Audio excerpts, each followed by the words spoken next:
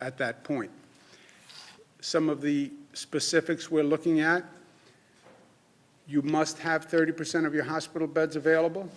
We can't go back to where we were, where we overwhelmed the hospital system. We have to have a 30% buffer. We have to have 30% of ICU beds. We have to have that buffer before we start bumping up against total capacity. And we have to watch the hospitalization rate and the diagnostic testing rate, how many are positive, how many are negative, which we'll take on a continuous basis. You see that number start going up, worry. But it's all based on the data and the numbers. I'm sorry. And the rate of transmission, RT, rate of transmission, not road and track, rate of transmission has to be 1.1 or less.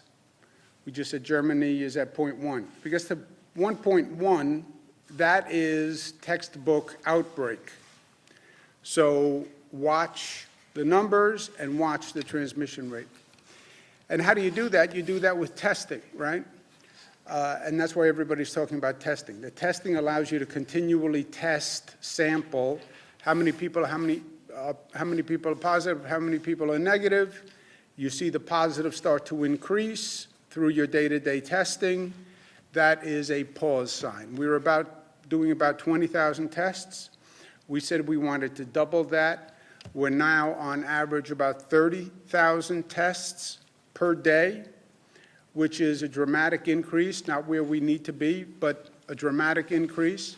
Where we are now, you should know, is New York State is doing more than most countries are doing.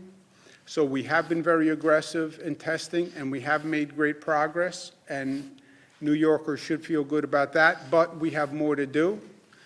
On elective surgeries, we had canceled all elective surgeries so we could have increased capacity in the hospitals.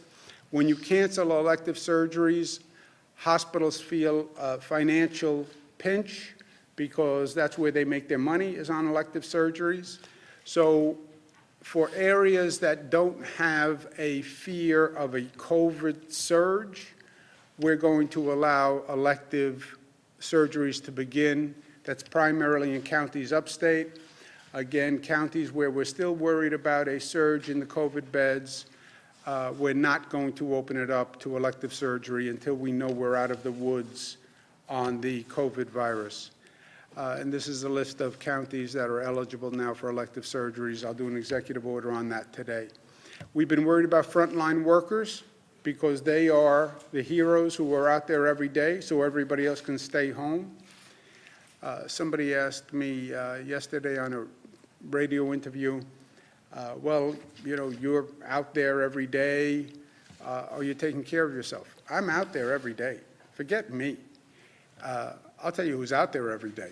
The nurses who are in the emergency room, the doctors who are in the emergency room, the police officer who is going into homes and apartments because there's a domestic disturbance. The EMTs, the fire department, the delivery worker who goes to 50 doors a day and gets paid. Those people are out there every day. So they're the ones who are really doing the work. Compared to them, what I do is de minimis. And they're doing it not because they get paid a lot of money, not because people say thank you, God bless you. They're doing it because it's their value and their honor and their pride and their dignity, and they show up. Even when it's hard, they show up. My hat is off to them. But I want to make sure that we do what we need to do to protect them, that they have the equipment, they have the PPE, they have our respect, they have our gratitude. And I also want to make sure we're testing so we get them the results of tests so they can be taking care of themselves. I also want to see if we have a significant problem in any of those frontline workforces. So we're doing testing. We started with the New York City Fire Department and New York City Police Department.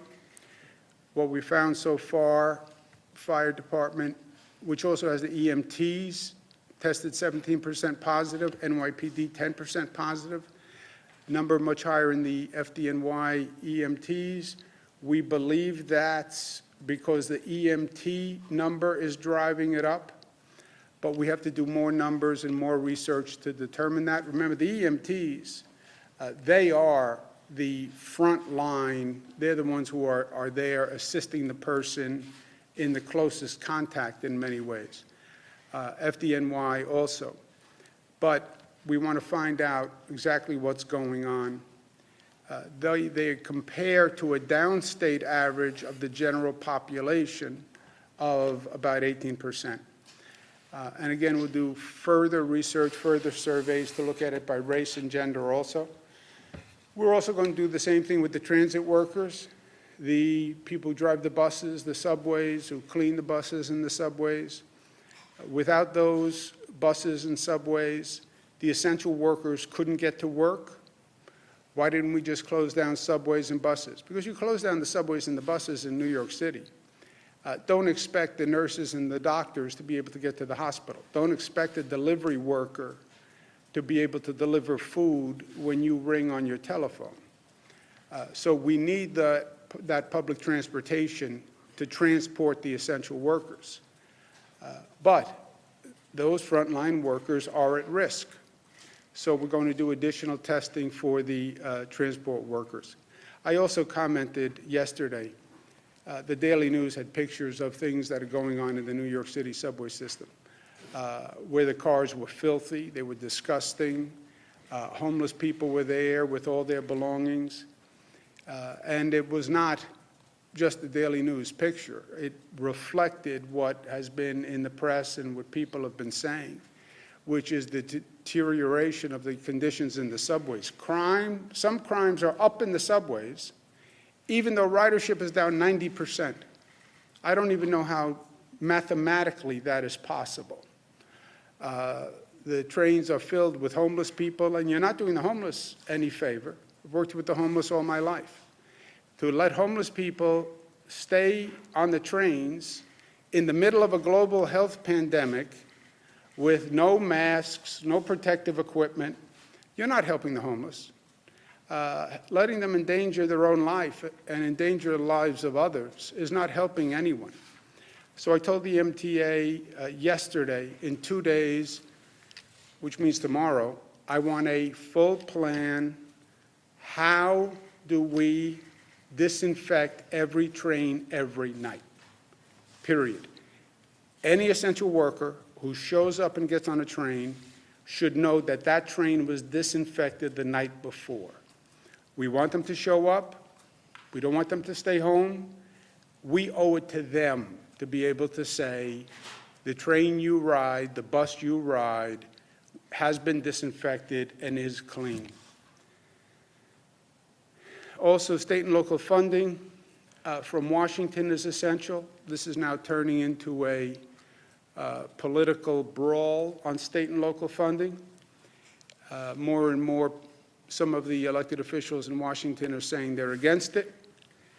They're led by Senator Mitch McConnell, who leads the Senate, who makes it blatantly political. No blue state bailout, no blue state bailout. What is he trying to say? The states that have coronavirus are Democratic states. And he's a Republican, so he doesn't want to help the Democratic states. He went so far as to say, well, he'd be in favor of the states going bankrupt. First, states have never gone bankrupt. States can't go bankrupt. There are serious constitutional questions about whether or not a state can go bankrupt, declare bankruptcy. And you need a federal law that would allow the states to declare bankruptcy, even if you got around the constitutional question on bankruptcy. So if he believed that, if it wasn't just political rhetoric and personal vitriol, then pass a law that allows states to declare bankruptcy. He would have to do that. And I dare him to do that and get that bill signed by the president. So, but to make it partisan is what is most disturbing. And you can see they're now rallying the partisan troops. Senator Scott from Florida says we're supposed to bail them out. We versus them. We're supposed to bail them out. It's we and it's them. That's not right. Who is we and who is them? Who is we and who is them? Them, the people who had coronavirus. They are the ones who had the coronavirus. We, without the virus, are supposed to bail out those people who have the virus. What an ugly sentiment. First of all, on the facts, it's not even close to right. And why they would even want to go down this road when the facts damn everything they're saying. And there are still facts. I know it's hard to communicate facts in this environment. I know a lot of the filters don't communicate facts. They all communicate spin now. Everybody has their own spin. But there are still facts that are not political theater, right? New York State bails them out every year. They're not bailing us out. We bail them out every year. New York State pays $29 billion into that federal pot, $29 billion more every year that we never get back. Our state contribution into the federal pot, the United States of America pot, every year we put in $29 billion more than we take out. On the other hand, they take out every year $37 billion more than they pay to the federal government. Senator Mitch McConnell,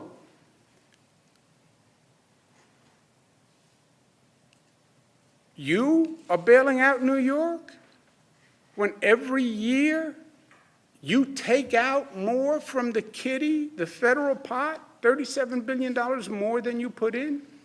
Who is bailing out whom? Senator Scott, Florida? You're going to bail us out?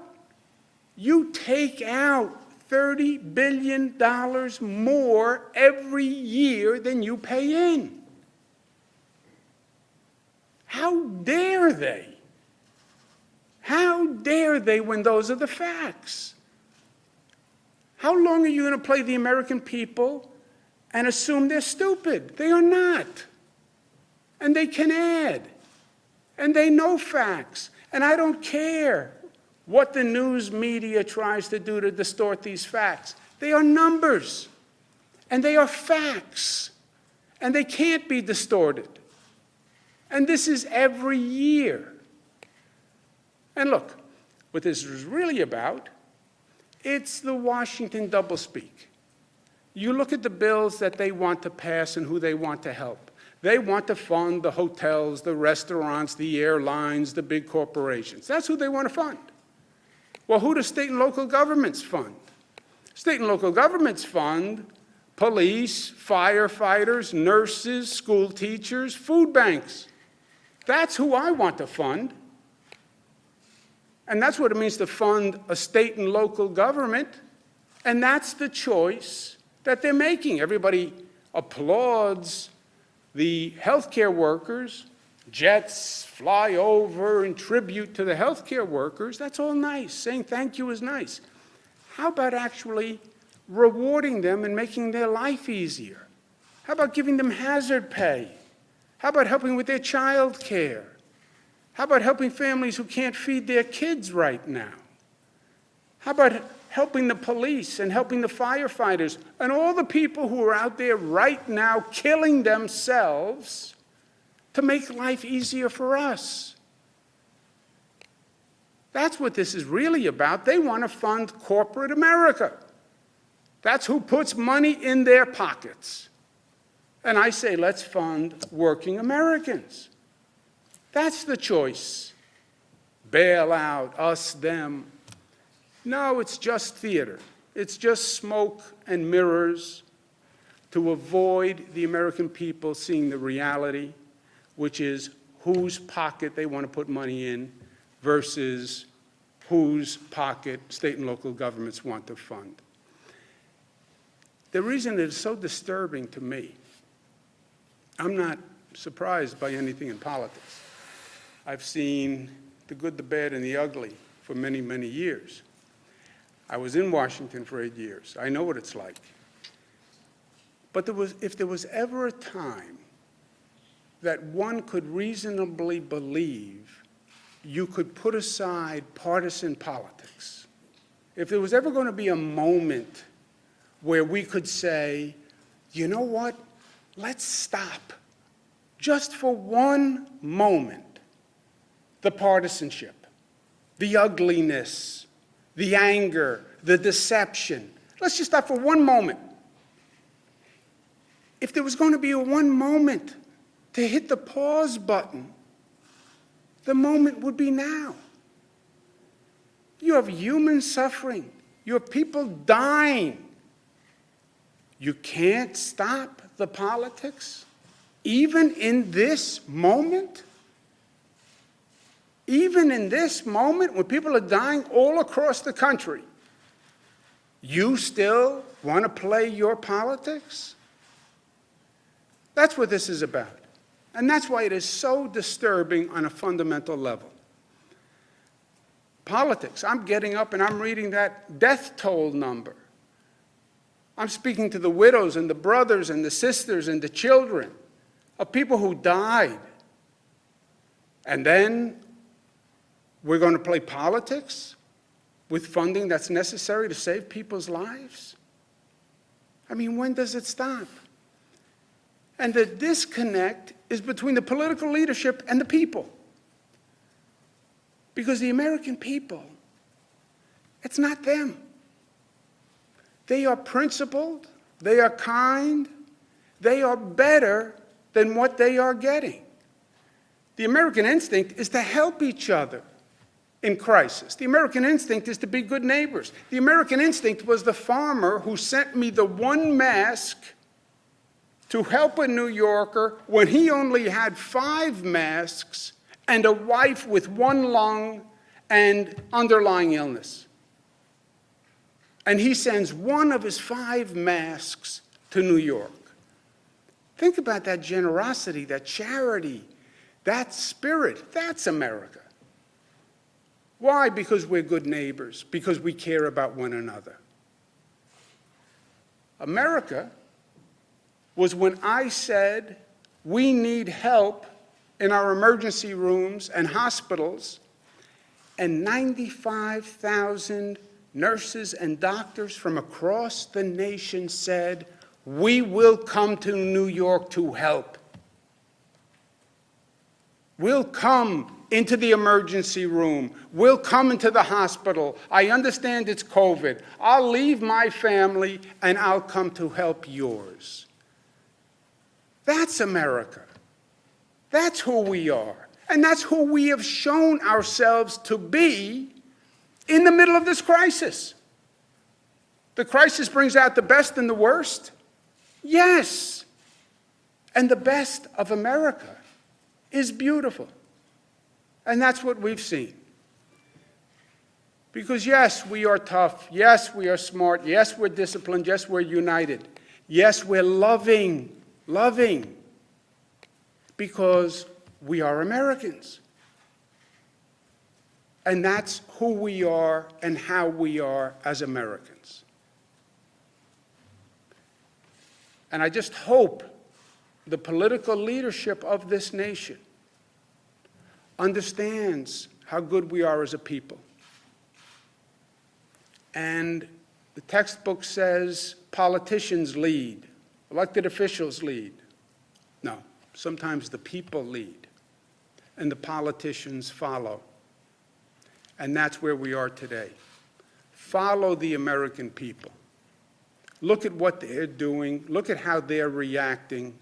And politicians, try to be half as good as the American people.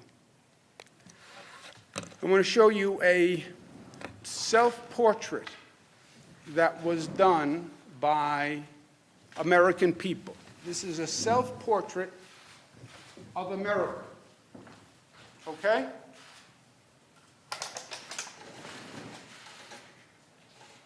That's a self-portrait of America. And you know what it spells? It spells love.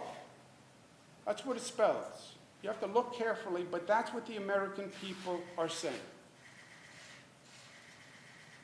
We received thousands of masks from all across America, unsolicited, in the mail, homemade, creative, personal, with beautiful notes from all across the country, literally. Just saying, thinking about you, we care, we love you, we want to help. And this is just people's way of saying we care and we want to help. This is what this country is about. And this is what Americans are about. A little bit more of this and a little bit less of the partisanship and the ugliness, and this country would be a better place. Thank you. Thank you, guys. Questions, Bernadette? Regarding the MTA and cleaning, you want it done on a 24-hour basis. How will this be done? I didn't say on a 24-hour basis, Bernadette. I said when people get into the train in the morning, they had to know that that train was disinfected the night before. So what time will this happen and will it impact service? I don't know. I told the MTA, give me a plan whereby you will clean and disinfect every train, every night, so that I can say to the essential workers who are killing themselves for our state, we are keeping the subways open for you, and when you get on the subway in the morning or in the afternoon, know that that car was disinfected the night before. How realistic is this, and is there money for that? It's realistic. It's an essential. How realistic is it? What is the alternative? Essential workers go to work. By the way, you may get infected with the coronavirus on the train on the way to work. That's not realistic. I'm not going to do that. How come this hasn't been done prior? I mean, We have been starting. It is a tremendous undertaking that has never been done before. And you're going to have to get homeless people into shelters where they can get housing and the services they need. So that's a second operation. And the MTA has been going back and forth with the NYPD about this for weeks and weeks and weeks. The MTA hired private security guards to help. But all a private security guard can do is call 311, which is the city hotline, which then has them call the NYPD, who are there in the first place. So the MTA's story is they're at their wits' end. But what I said is, look, I don't care. I don't care who's to blame. I don't want to point fingers. I don't care. I'm at a place where I'm dealing with people losing their lives every day, okay? I just want to get it done, and I will get it done.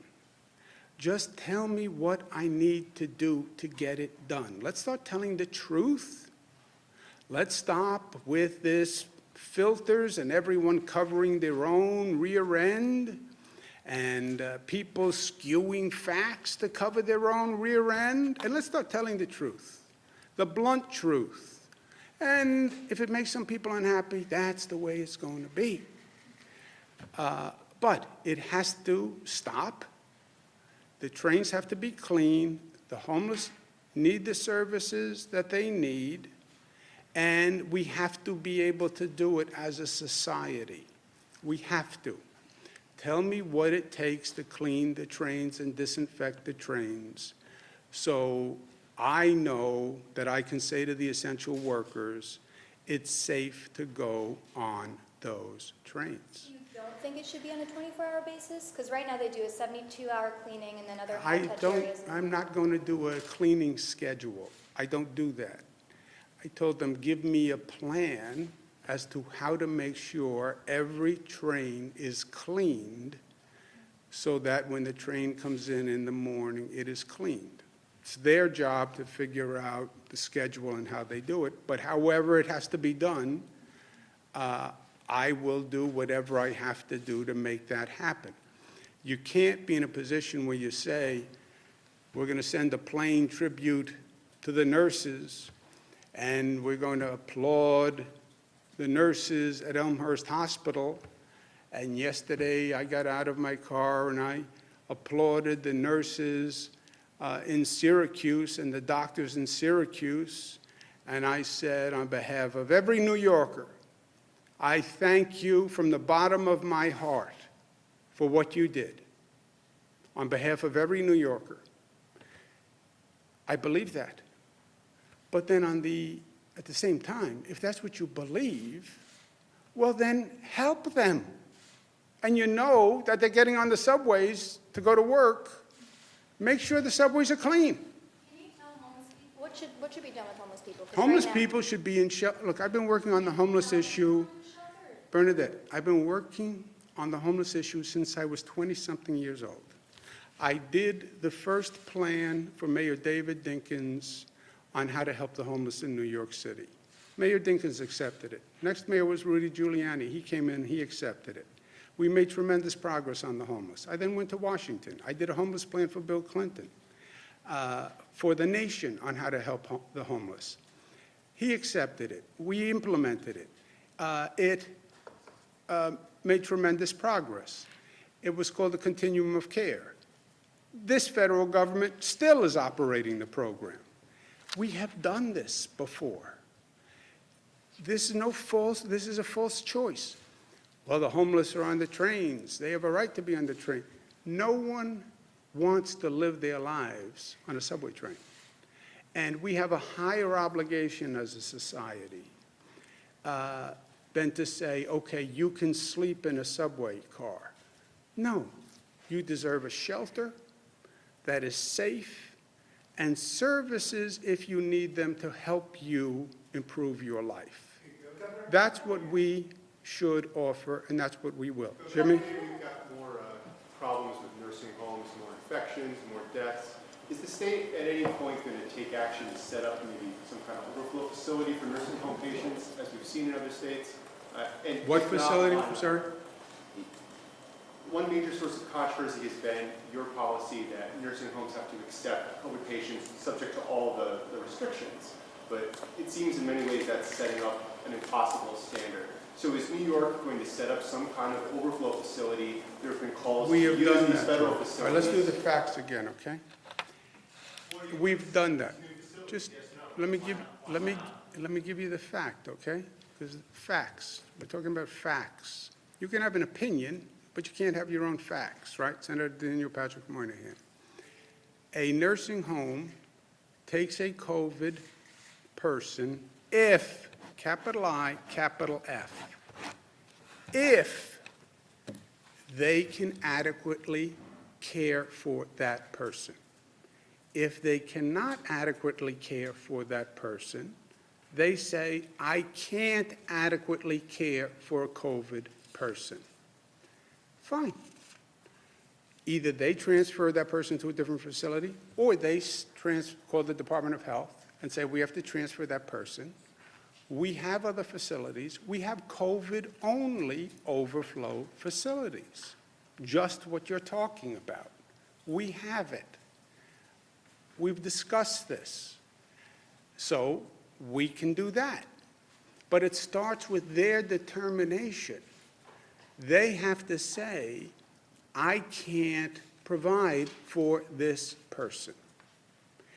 As long as they say, I can't provide for this person, and by the way, nobody even asks why. It's just, I can't provide for this person. Okay, we'll take the person. And we have overflow facilities. Nick? Governor, and maybe this is a question for the Commissioner, Commissioner Zucker. There's a Department of Health guidance that essentially allows asymptomatic nursing home staffers to work with COVID-positive patients, some local officials are raising some concerns with this because it means people are still going to work while they're asymptomatic and are COVID positive. Is there any concern that you have with nursing home staffers still going to work even though they've tested positive for coronavirus? Yeah. Sure. So the patients who are, your question about being asymptomatic, we make sure that they have the necessary precautions that they need if they're going in there to care for other individuals there, and that includes all of the PPE, and we monitor them, and we're working on a way to test, and we are testing individuals who are in the nursing homes, both the workers as well as the patients. Is there any indication of how many nursing home staffers are COVID positive, asymptomatic, and are still going to work every day? We are looking at those numbers. Governor, do you agree with that policy of allowing 6 staffers to continue? Governor, hashtag extend the lockdown is trending on Twitter today. Yesterday you said one of your fears early on was that essential workers would not go to work out of fear of coronavirus. As you get ready to open businesses in the state, are you worried that the next round of workers will not want to go back to work, will be fearful of going back to work? Just let me understand the question. Extend the lockdown is trending, meaning people want to extend the lockdown and not open up. Yes. Okay. Last week, your question was, we had the protest outside, people wanted to go to work, and I was oppressing people by keeping them in lockdown. So today, may artificially open the lockdown? The people outside said that they wanted to go back to work.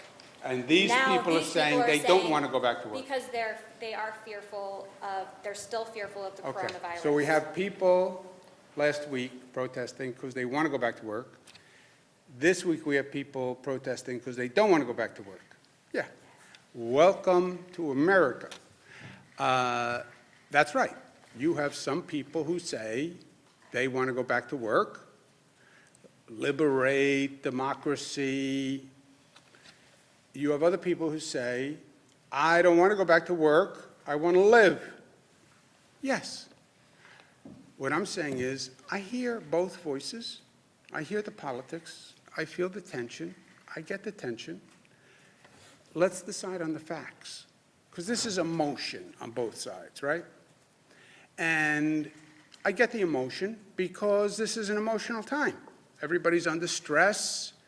Everybody's anxious. Mental health issues are way up. Domestic violence is way up. Alcoholism is way up. Substance abuse is way up. People are anxious.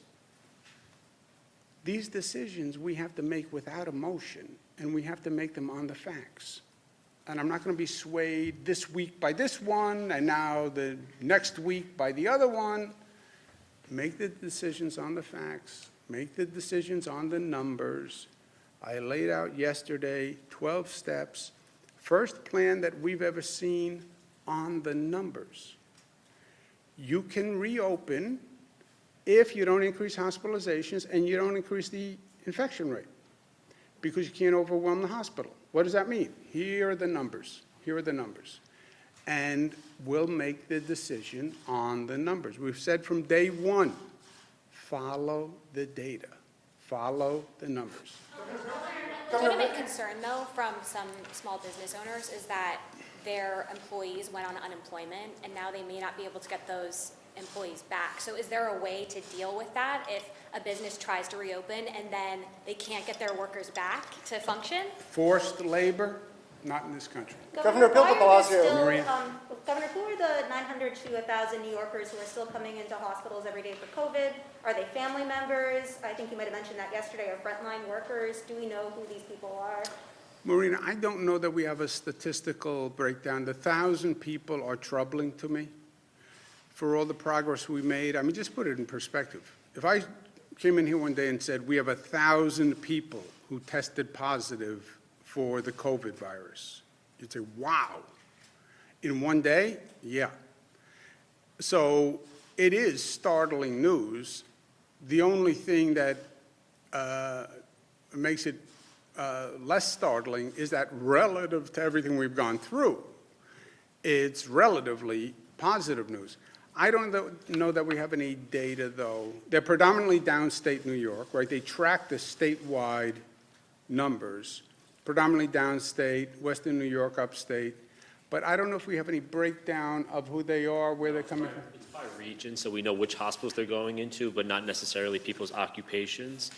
The governor announced a couple of weeks ago a study with the University of Albany and the Department of Health on diagnostic testing to collect a lot more demographic data.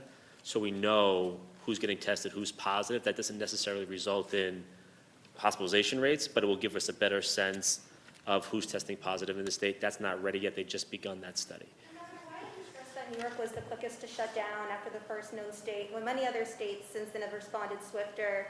Like, what's one thing you would change about New York's initial response going forward, just based on what we know now as a lesson learned? Yeah, I said at the time, New York was the fastest state to shut down. We went from our first case to total shutdown in 19 days. That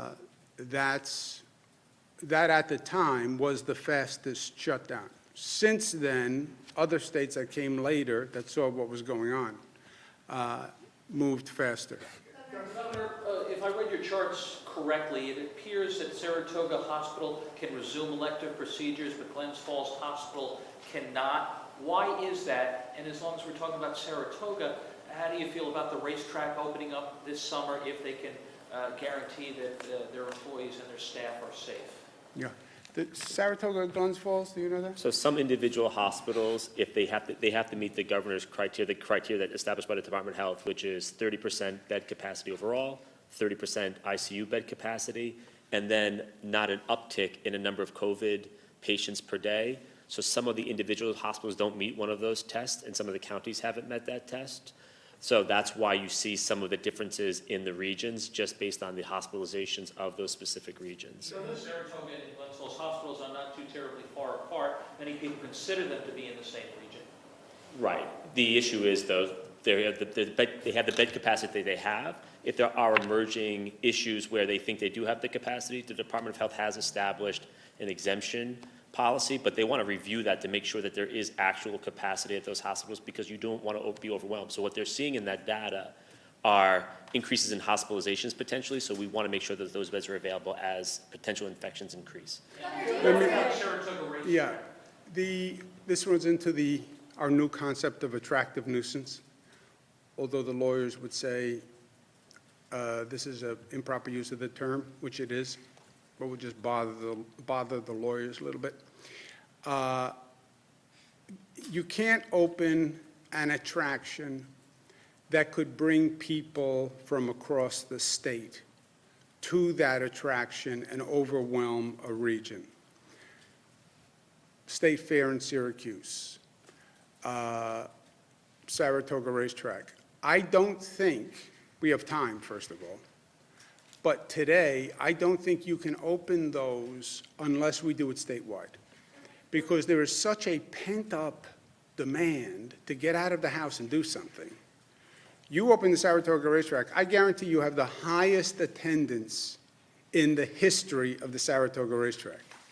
You will have people from the entire Northeast region driving to the Saratoga Racetrack just because they want to get out of the house and they want to get. Now, you could say, well, that's great for the Saratoga Racetrack, but density is not our friend, right?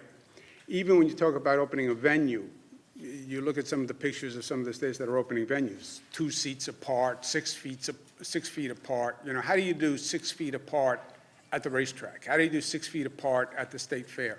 How do you do 6 feet apart at the racetrack or the state fair when you have double the attendance you've ever had and people are all crammed in there, you know? So I think it would have to be a statewide opening, coordinate with Connecticut, coordinate with Jersey. Otherwise, you will have a much, much more dense situation if you wind up being the only attraction in town, and town is a tri-state region. Let me just make sure I put an exclamation point in a point that I was trying to make earlier. This political patina, this politicalization of what we're going through in this country is extraordinarily dangerous. We are dealing with probably the most dramatic situation we've dealt with in modern political history. We're dealing with a situation that we don't really understand and we don't know how to deal with. This is all uncharted water. I've talked to every expert on the globe. Nobody has been here before. It's going to take us at our best to navigate this to save lives, at our best. At our best, we have to be working together, we have to be logical, we have to be cooperative, we have to be sane, we have to work with people who sometimes we don't like, we have to work across the aisle, we have to be at our best. When you start to politicize this situation, and you start to say red and blue, and this team and that team, you may as well take a wedge and hammer it right into the middle of this country. And if you do that during this time, and this becomes a political football, or closing and opening becomes a political football, or funding becomes a political football, or this becomes a finger-pointing blame game, and you divide this country, the worst could lie ahead. We think we're coming out of it, but that's only if we do what we have to do. And what you hear coming out of Washington, and I was there for 8 years, I've heard this music before. This is the music of a campaign season. This is the music of a rally and balloons, and it's us versus them, and we're good and they're bad, and that is poison right now as to where we are. Thank you, guys.